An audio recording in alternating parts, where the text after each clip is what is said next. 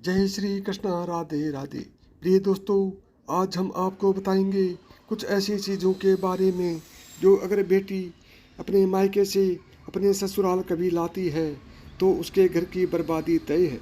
लेकिन उससे पहले आइए जानते हैं कुछ ऐसी गलतियों के बारे में जो अगर आपके घर में भी मौजूद है तो इन्हें तुरंत सुधार लें, वरना आपको कंगाल कर सकती है।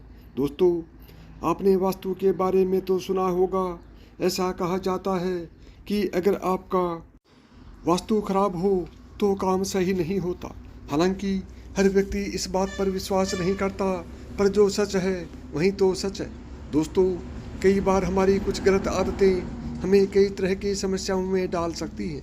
यदि हम इनके बारे में पहले से ही पता हो तो हम आने वाली समस्याओं से बच सकते हैं। वास्तु के अनुसार यदि आप जीवन में चाहते हैं आप अपार धन और सुख शांति, तो बताई जाने वाली बातों का ध्यान जरूर रखें। ऐसा करने से कभी दरिद्रता और गरीबी नहीं आएगी। तो चलिए जानते हैं किन कामों को न करने से आप अपने पास से गरीबी को हटा सकते हैं। लेकिन उससे पहले आपसे रिक्वेस्ट है कि वीडियो को लाइक करें, अपने दोस्तों के साथ शेयर करें, और अगर आपने अभी तक चैनल को सब्सक्राइब नहीं किया है तो जल्दी से सब्सक्राइब करके बेल आइकन को भी प्रेस कर दें। तो दोस्तों, चलते हैं और सुनते हैं क्या कहते हैं इसके बारे में। नंबर 1, दोस्तों, अगर आप अपने बेडरूम में दरवाजे की तरफ पैर करके सोते हैं तो यह वास्तु के हिसाब से बिल्कुल सही नहीं है। ऐसी मान्यता है कि ऐसा करने से लक्ष्मी आपके घर में नहीं आती है, और जो आती है वो भी दरवाजे से ही लौट जाती है। नंबर 2, आपको बता दें, आपके घर में लगी घड़ी का भी वास्तव में बहुत बड़ा संबंध है। आपको तकिए या सिर के नीचे में बेड के सामने व पीछे घड़ी रख कर नहीं सोना चाहिए। इससे इंसान का दिमाग नकारात्मक सोचता है और उसके पास कभी लक्ष्मी नहीं दिखती। नंबर 3, इसी तरह आपका बेड भी आपके लिए वास्तु का एक उदाहरण पेश करता है। आपको बता दें कि वास्तु के अनुसार यह बहुत ही ज़रूरी है कि आप जिस बिस्तर पर सोते हैं उस पर बहुत ही साधारण रंग की चादर और तकिया होना चाहिए। अत्यधिक गहरे चमकीले रंग वाली चादर व तकिए के कवर से भी लक्ष्मी नहीं दिखती, इसलिए इसका भी ध्यान रखना चाहिए। नंबर 4, अगर आपकी बेड पर कोई भी इलेक्ट्रिक चीज़ है तो यह भी आपके वास्तु के हिसाब से ठीक नहीं है। आपको चाहिए कि सोते समय आप अपने पास किसी तरह का पंखा या कोई और चीज़ बेड पर रख कर न सोएं। ऐसा करने से आपके घर में लक्ष्मी नहीं आती। नंबर 5, आपको बता दें कि आपके घर में जिन लोगों की मृत्यु हो जाती है हम अक्सर उनकी फ़ोटो घर में लगाते हैं। लेकिन ध्यान रहे कि जिस कमरे में आप सोते हैं वहाँ पर मंदिर ना हो, ना ही बेडरूम में पूर्वजों की फ़ोटो लगानी चाहिए। इसे अशुभ माना जाता है। ऐसा करने से आपके घर में लक्ष्मी नहीं आती। नंबर 6, वास्तु का एक पहलू यह भी है कि आपके बेडरूम में और आपके पूरे घर में मांसाहारी जानवरों की तस्वीर नहीं होनी चाहिए, और किसी युद्ध की तस्वीर भी ना लगाएं। ऐसा होने पर आपके घर में लक्ष्मी नहीं आती। यह वास्तु के अनुसार ठीक नहीं है। दोस्तों, शास्त्रों में कुछ ऐसी चीज़ों का वर्णन है जो पत्नी को अपने मायके से कभी नहीं लानी चाहिए, वरना यह पति की बर्बादी का कारण बन सकती है। हो सकता है पति कंगाल हो जाए। बेटियों के लिए हर माँ बाप का सपना होता है कि उन्हें एक अच्छा ससुराल और प्यार करने वाला पति मिले। ससुराल में उनकी बेटी का मान सम्मान किया जाए और ससुराल में कई खुशियाँ ही खुशियाँ हों।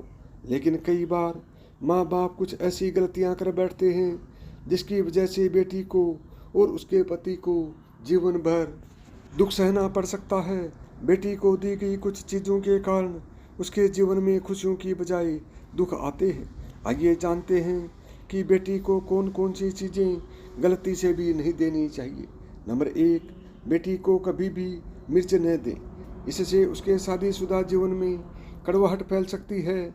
ऐसा माना जाता है कि बेटियों के साथ मिर्च रखे गए तो उसके और उसके पति के रिश्तों में तकरार होती है।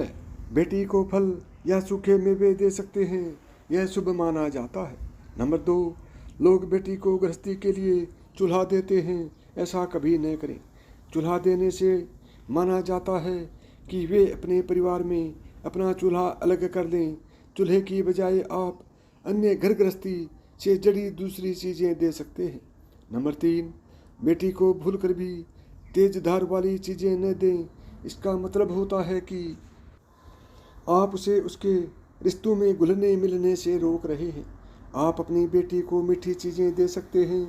नंबर 4, इसके अलावा बेटी को भूलकर भी अचार दे देने से उसके रिश्तों में खटास आ जाती है, जबकि आप खाने पीने की बाकी चीज़ें दे सकते हैं।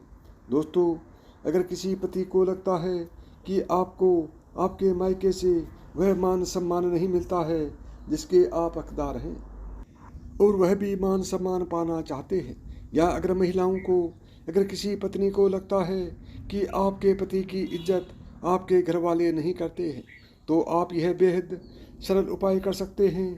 कुछ ही दिन में आपको इसका असर देखने को मिलेगा। आपके पति को वो मान सम्मान आपके मायके में मिलेगा जिसके वह हकदार हैं। हर कोई चाहता है कि समाज में सभी लोग उसका आदर करें और उसे मान सम्मान मिले।